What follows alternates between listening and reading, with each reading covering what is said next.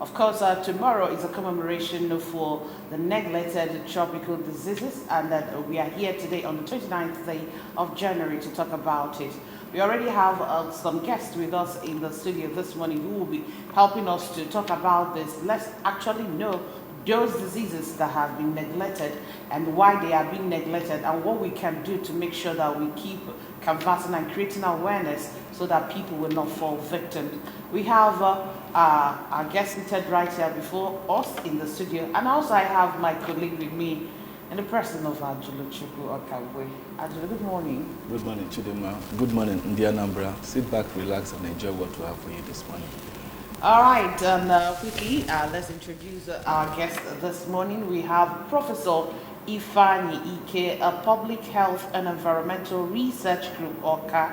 He's also the chairman, LOC 2024 NTDs, Southeast Zone, Nigeria. Glad to have you on the show this morning, Prof. Thank you very much, and good morning, viewers. Lend us your ears. Thank you. We also have Dr. Chukwude Michael Ebuche, Head Department of Parasitology and Anatomology, Nnamdi Azikiwe University, ORCA, Coordinator, Parasitology and Public Health Society of Nigeria, UNIZIC branch. Great to have you on the show this morning. Yeah, thank you so much. You know, sometimes all these terminologies, we don't even know how to call it, but you guys have to pardon us. Yes. Glad to have you on the show this morning. Let's start with you, Prof. We're talking about this neglected tropical diseases, and tomorrow, 30th of January, is a commemoration of it. Now, we want to even know why we have a day set aside to commemorate or to talk about this neglected tropical diseases. Thank you very much. Neglected tropical diseases are those diseases that are widely eliminated in the first world countries. If you go to United States, you go to Europe, and some other advanced nations, you don't talk about neglected tropical diseases. But down here in the third world, many of these diseases are not taken care of. People suffer, people die. That's why we say they are neglected, and they lead to a lot of deaths in our society. For instance, the so-called Buruli ulcer. You may not know about it because you are not in the field. That's the one you call enule. That is very common in our climate today. Yeah, the leg will be swollen as if to say you have elephantiasis, but it's not elephantiasis. We call it Buruli ulcer. It's caused by a bacteria called Mycobacterium ulcerans. Very, very dangerous. Many people go for native treatment. At the end of the day, some may die from it. Some may undergo amputation, because from the muscular tissues, it moves to the bone. It can ulcerate the bone also, and that can lead to amputation of the leg, and some people can die in the process. Then apart from that, there are other neglected diseases like what we call onchocerciasis, which is the river blindness. We have the schistosomiasis, which we call the bilharzia, discovered by Theodore Bilharz. And it's a problem. As you are wading through water, washing in water, the parasite or the cercaria of the parasite can just penetrate your leg directly, and it gets into your body system. Just direct, pierces, and you will not even know. You will not even have an itch. It just goes in. If you have an itch, you may not even know what it is. You just do a scratch and go. Have you forgotten dracunculiasis, which we call guinea worm, which ravaged a lot of people in old Abakaliki, which is now Ebonyi State? Happened in Enugu, part of Nsukka. It was very common. I remember Jimmy Carter and the NIGEP did a lot to eliminate, not elimination, to reduce the impact of guinea worm. They are neglected diseases. We have also foodborne dermatodiasis. I don't need to enumerate the names, but there are many of them. From food consumption, you get these infections. They are still neglected till today. Teniasis, which we call the aspect of citicercosis. This is just an infection from eating meat, like pork meat. You get what we call Tenia solium. You eat beef, we eat beef every day. Nama, cattle. You get what we call Tenia saginata. These worms are disturbing children and adults, and it's common with us. It's even neglected. People don't talk much about it. Because they are not deadly, that's why they are neglected. Well, so to say. If we say they are not deadly, we're making a mistake. Because some can still kill. They deal with children. If you have seen where a child had defecated worms to the tune of 50, 100 at a go, you'll be surprised. We've been seeing such cases in our research. Even in Unizik here. Am I right, Dr. Wuche? Yes, bro. Yes, things like that. You'll be surprised. And you see some of them emaciating. This emaciation is because the worm is already taking the nutriment that they have taken into their body system. Now, let me surprise you with one. You may say, what do I mean? And that one is the issue of snake bite is neglected. Somebody may be carried from the forest in the farm back to the house or to the hospital, and the person is dead. May have been bitten by a venomous snake. And before you could say Jack Robinson, within 20, 30 minutes, it has circulated and seized the heart. And the person collapses and dies. They will say maybe somebody puts poison in the farmyard or something like that. But the snake bites. Now, dog bites people and induce rabies. And some people may be barking like dog before they die. These are neglected. That's what we call trachoma. Not glaucoma. Trachoma. It's another problem. It affects the eye, can make people blind. Trachoma. Yes, and it's caused by insects. Yeah, there are many of them that are neglected. Many. So it's time for us to, that's why we're commemorating this, so that the world will know that it's high time we begin to do the needful. We are trying to push away malaria from neglected. Yeah, from malaria, it's almost neglected. Because we don't care about our environment. We only care on chemo prophylaxis. By that I mean drug treatment. Yeah. We have been moving from chloroquine, we moved to sulfonamides. Now we have moved to ACT, artemisinin combination therapy. That's what you see on the shelf of every pharmacy, ACT. Okay? But the issue is, what have you done to control the environment where the mosquitoes breed? Because it's where they breed, they're able to come in.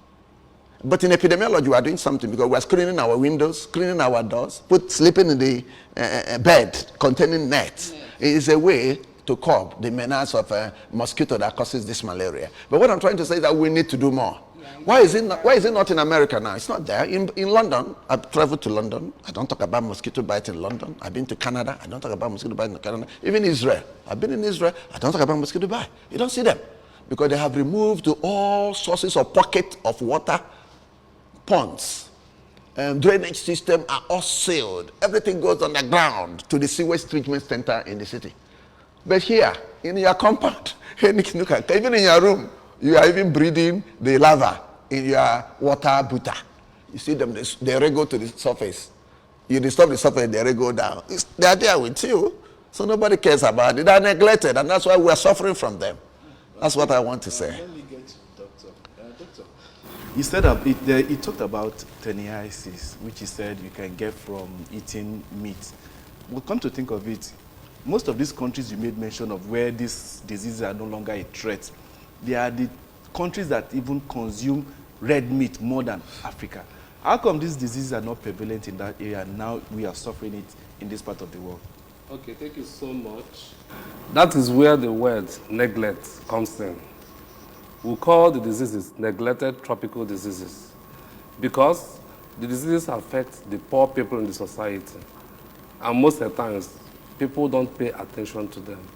Over there in the developed countries, world, yeah, attention has been given to so much all the different kinds of diseases, and they are containing it. But down here in the tropics, or tropical countries, you see that a lot of things are neglected. For instance, let me just give you an instance. During the period of COVID-19, you saw almost everybody is affected. Even the government, every hands were on deck, trying to curb the menace or to reduce the spread of the disease. But when it comes to this group of disease, of which the disease you can get from cattle or pork is concerned, you see that no attention is given because of the segment of people in society that it affects. So those over there, they've paid attention and they're taking care of it. But down here, people don't talk about it. In fact, it's very funny most times when someone is sick and go to the hospital, The common diagnosis is majorly malaria and typhoid. Forget that there is a lot of diseases. We neglect them. That's correct. And over time, it becomes a problem in the society. That is why we are having it, and it's not over there. Okay, so who are we going to hold responsible for this neglect? Apart from the fact you've made mention of the government, what about the medical doctors? You said someone will go to hospital and the first diagnosis is to test for malaria or typhoid. What about the medical doctors that are conducting this or sending people to go for the test? What are they doing? Like, if I come to the hospital and I'm telling you my symptoms, I'm having fever, I'm having headache, in your mind, it'll be like malaria. But it could be symptoms for like other diseases the prof just mentioned. So, yes. Who are we going to hold responsible? All right. In that regard, I just brought in the case of malaria and typhoid as the most common disease diagnosed. For this list of neglected tropical diseases, there are so many of them. There is something we even call fever of unknown origin. You can see somebody having fever often and on and often and on. And it's a common symptom or sign of so many diseases, not peculiar to malaria and typhoid. But once you go to hospital, they will just focus attention on a particular one. Now, the onus is on everybody, not just the government, even the medical sector, including us in the public health sector. And that is why we want to bring awareness campaign, that there are so many things or issues concerning health that people can always look into, not narrowing down. It's still part of our program today to create awareness so that people get to know that apart from these two that are common, there are still a lot that we can also look at, investigate. In our health promotion, we always talk about active search for diseases.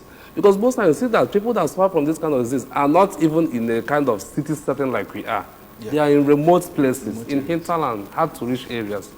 And we normally make effort to go into active search, using the health officers at the different local governments in their primary health centers to please identify persons in your communities that have this social and kind of disease, strange illness, or whatever, so that we can know exactly what is happening.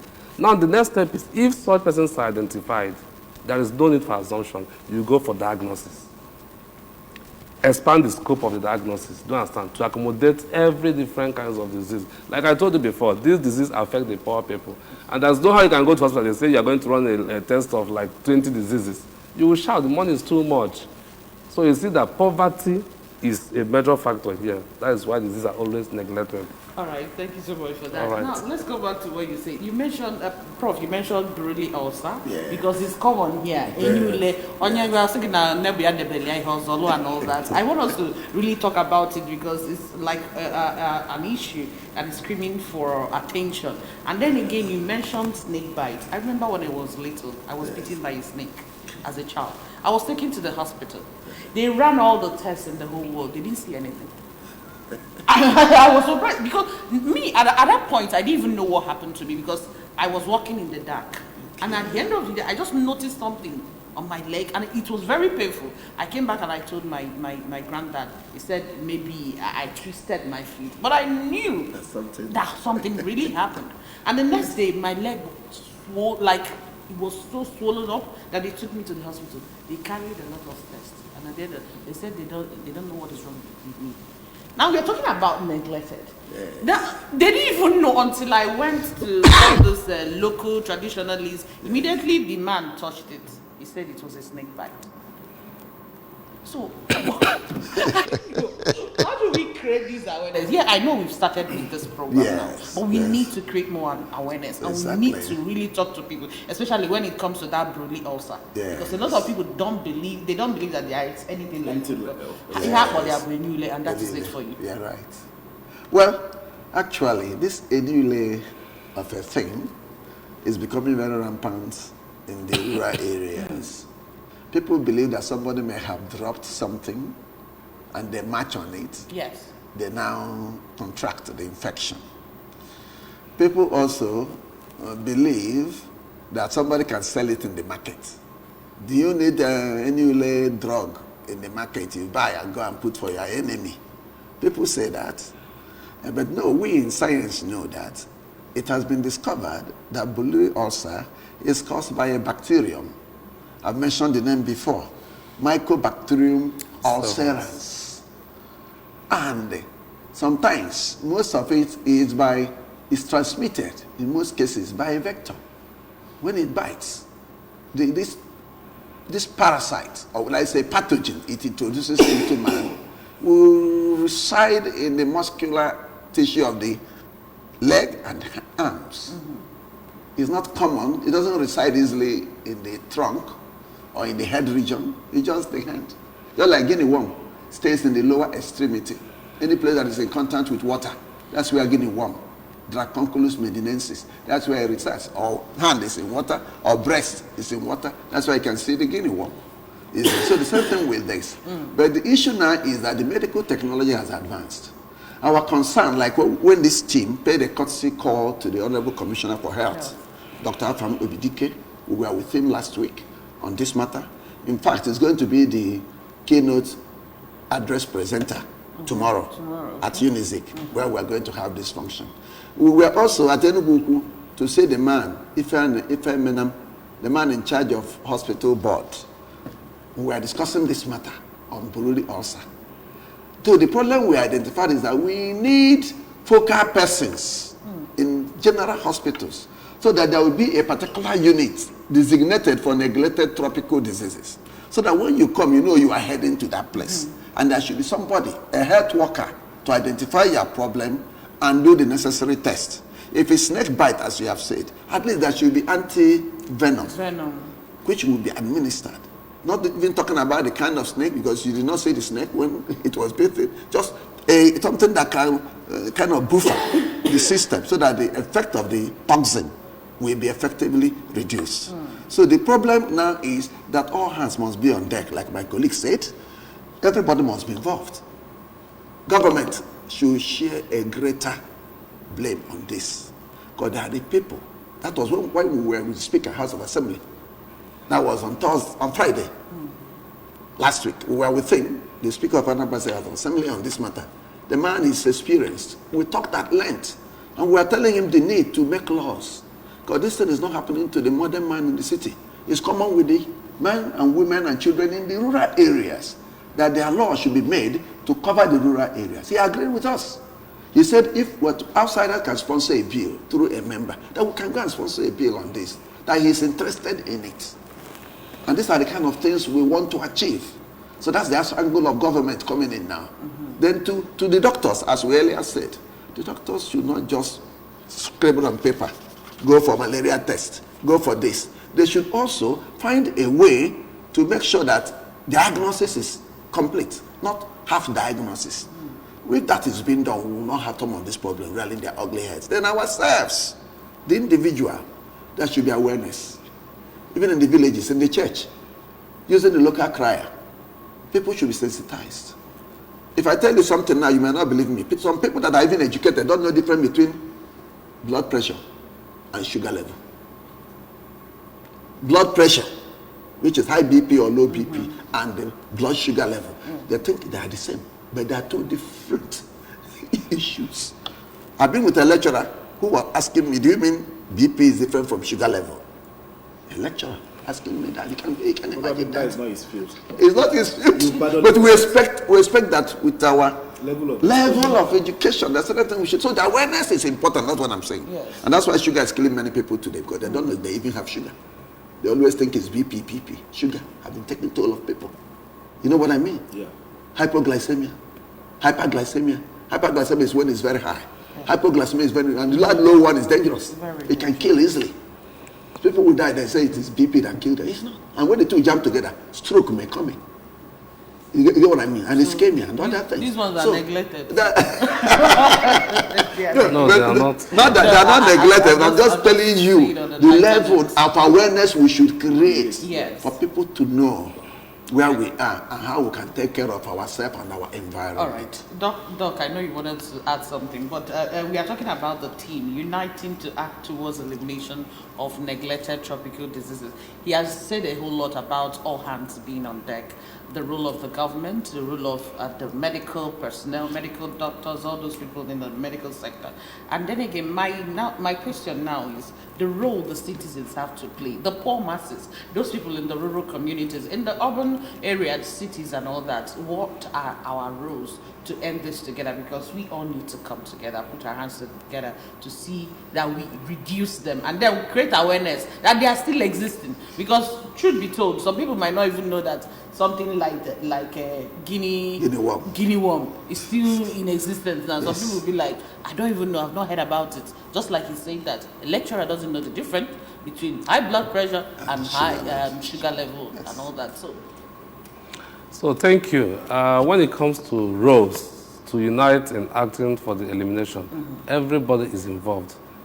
For instance, for the common persons, there are simple things, because in health promotion, we talk about prevention, we also talk about treatment.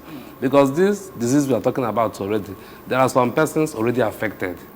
Then for us and some other persons that are not affected, we are still at risk of getting the infection. So for the roles, it encompasses everybody, those who already have it and those who are at risk of getting it. Then for those at risk of getting it, it's a matter of, one, ensuring good hygiene or good sanitation. Because most of this is, like I mentioned, everything focuses on poverty and people living in slum, rural area, unkept area. Good hygiene in the sense that, like we mentioned, the case of the Taenia solum, Taenia sardinata associated with the cattle and the pork. Yeah. Proper cooking of the meat can help to kill the parasite or disease organism. So those involved in preparing such kind of meat in different forms should ensure that the meats are properly cooked so that people don't get to take the pathogen and it affect them. If you pick fruits, vegetables, you see how they are carried, even from the farm, where fertilizer, human excreta are used to fertilize it, the way they are carried even to the market. Buy those things, wash them properly before eating the vegetables, the fruits. Defecation should not be indiscriminate. There was a time we were doing a campaign on avoid open defecation. Yes. And you see this one most common with school children. In their playground, people defecate at random. People go to pick some of these parasites in the environment of the playground and get infected because they don't know how to maintain the hygiene unassisted. Good. So parents should also ensure that open defecation is controlled. Proper hand washing, we always preach that, to reduce the load of bacteria. The truth is that most of these pathogens, you don't even see them. So ensure that after playing, before you eat, after using the convenience and whatever, always wash your hand and keep them neat properly, not just because this bacteria, pathogen, microscopic. They are very tiny. So a whole lot has to be done. Then on the side of those that are already affected, it's always good to encourage them to report. If you experience signs and symptoms of this, early reports and early diagnosis can lead to prevention or can lead to prevention so that there will be no much damage. For instance, some of these diseases, they are chronic, they don't kill immediately. So most people that have it, they don't even know until after a long time where it must have disfigured part of their body. But if you notice anything different from what you have noticed before, you yourself should be able to do what? Report. It's not the fault of the doctor anyway that the diagnosis does not cover all. It's what to go to report and tell the doctor, I have this and that. If you keep other things behind, doctor will not go further except when interaction occurs. So early reporting by those people should be involved. The community members should also help in active search. If you know anybody that has this ailment, report. Even some of them, they're always hiding. If they hear that health workers are whatever, they think that some of them it has psychological and social problem because of the way they already look in this figure. So they tend to hide. But if people can help to bring them out, present them, even to God, so that help can come from different groups of people, we can prevent those diseases. Okay, thank you so much. And the part of medical doctor, I think they should also broaden their scope of questions that they ask, especially when you know where the person is coming from. Yes. Ask them, because some people, they don't even know what to tell you until you ask them a particular question.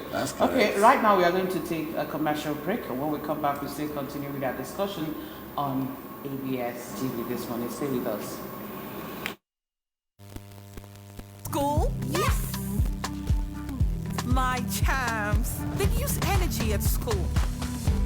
I know because imagine the energy they may have used up to return home this transformed every day. Your champs need nourishing energy. Give them the new and improved Milo at breakfast. It has nutrients that support energy release to help champs get the most out of their active days. Milo!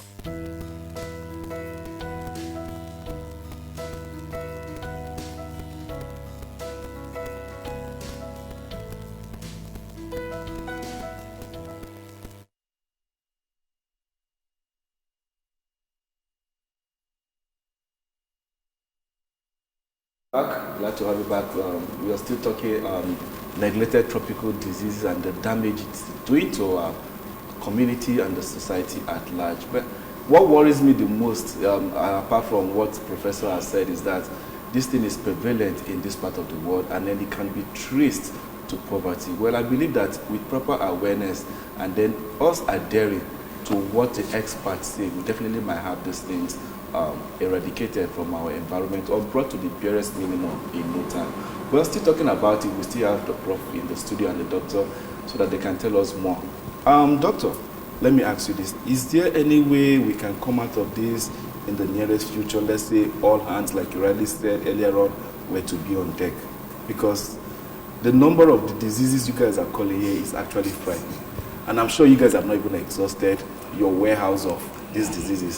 So just let me not frighten our watchers and as the people that are watching us, just tell us, give people hope. Let us just begin with that. Is there a way we can, to the barest minimum, reduce this based on what you guys said, all hands to be on deck? Yes, there is a great hope at the end of the tunnel. Okay. Now, when we present a list of these neglected tropical diseases, the WHO has actually classified them into two. There are those classified under those that are targeted through preventive chemotherapy. Chemotherapy? I thought that was for cancer and the rest of it. No, chemotherapy is just treatment of disease using drugs. Drugs are chemical. Depends on any kind of disease, yes. So there are those targeted through preventive chemotherapy. Then there is also those targeted through innovative disease management. Now, the essence of this classification showcase the hope that we have.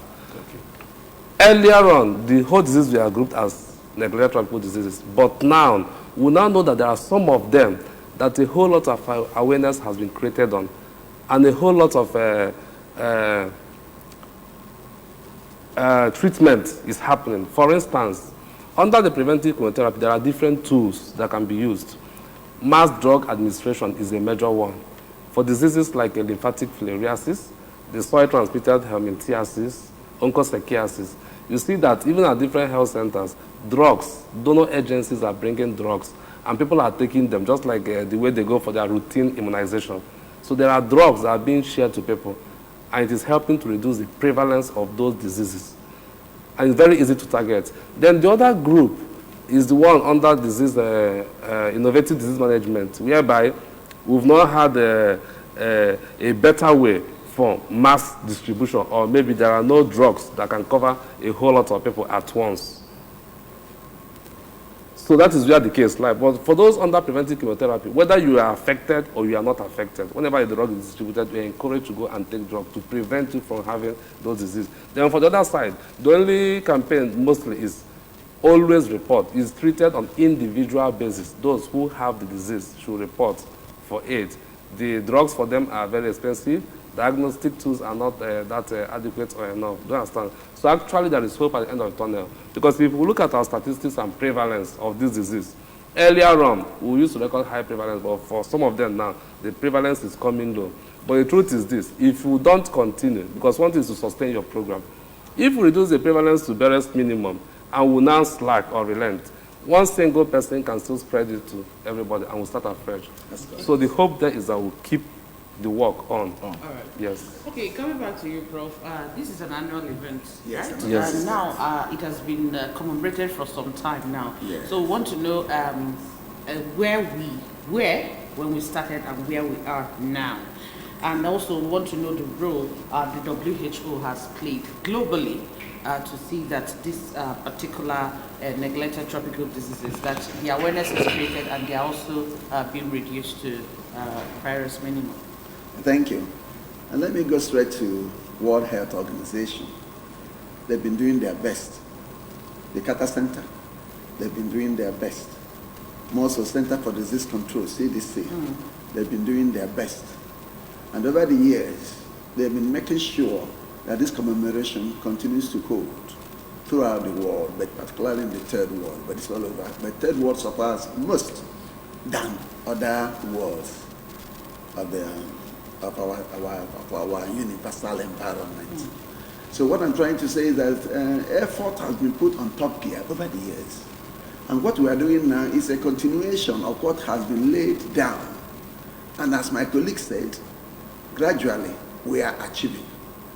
But the important thing is to maintain the tempo of that achievement, and that is sustainability. And when we're not able to sustain the tempo so created, that means we go back to square one. Like he said about mass chemotherapy, you have heard about people, children, school children, pupils, standing to collect Zentil to deworm themselves, and some other drugs, Combantrin and so on. These are avenues through which WHO and other World Health agencies are trying to assist to kind of target the poor generations in the third world and begin to reduce the disease burden in those areas. So I would say that so far so good, but we need more hands to be on deck. And we need you. Without you, we cannot communicate to the masses. That's why the mass media is very important. And that's why we are here today. Just like as you are asking me, tomorrow, the program is running at Needs Assessment Building, Science Village, Unizik, Oka. The Deputy Vice Chancellor will duly represent the Vice Chancellor of the University to receive the Honorable Commissioner for Health before we proceed to the venue. And the essence of this, we're going to have people that will come, catch them young. We have mentee schools, like in Oka here now, St. John of God Secondary School will be there. Igwebike Grammar School will be there. Demonstration Secondary School will be there. Grand Hermano Secondary School will be there. Unizik Staff Secondary School will be there. The students will be on their uniforms. And the essence of what we're trying to do is to make sure that that message from WHO is going down, not just to the adults, but to the mentee schools, creating this awareness.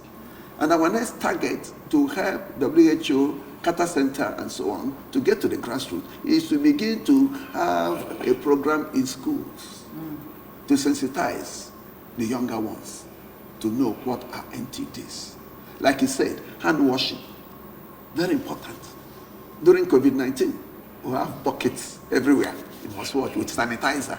You see the word you mentioned during COVID-19. But from the papers today, they are telling us that COVID infections are still on. So we still need to continue. You still need to continue. That's so what I mean. Maybe people are neglecting. That's what I'm saying. Neglecting COVID right now. Yes. Yes, you are correct. People are doing that. Hand washing is supposed to continue. Even our usual face mask, we can still wear them. But remember, there was a time the world said we can still continue with our face mask. That there's another phase of what? COVID. Yes, the variant. The variant of it is on. So there are many things for us to do. Can leprosy, before we go. Can leprosy be categorized under NTD? Yes, it is.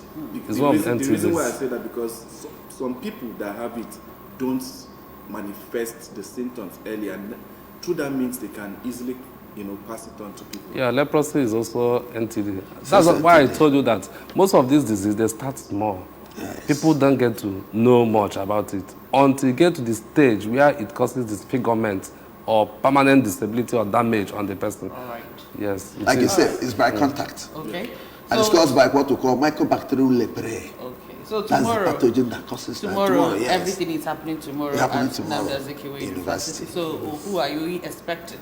You made mention of the schools that will come. Apart from schools and people that are also organizing, the masses, are they welcome? Are they going to be welcome? Yes, the invitation is open to all. Okay. Like tomorrow, the Parasitology and Public Health Society is a well-known society.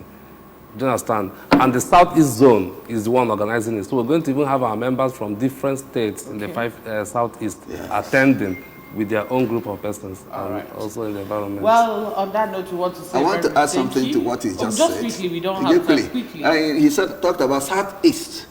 aspect of parasitology and public health society of Nigeria, Yes. we have a professor in charge of that society, Professor Nkiru Oji. Yes. She is the woman that has been championing this cause for the Southeast. So tomorrow she will be there. All right. And the wife of the governor is the mother of the day. Okay. If she's not there, she must send a representative from government house to represent her. All right. So it's going to be a big We program. even saw her tomorrow. picture on the Yes. invite. All right. Yes. We want to say a very Thank you. big thank you to you, Professor Ifeanyi Ike, for joining you. us this morning. Thank you. And also Dr. Chukwudi Michael Ebuche. Thank you so much for being here. You're welcome. Well, that's it for the topic, uniting to act towards the elimination of NTDs. Thank you so much for joining us. We are going to take a short break. We'll be right back. Stay with us.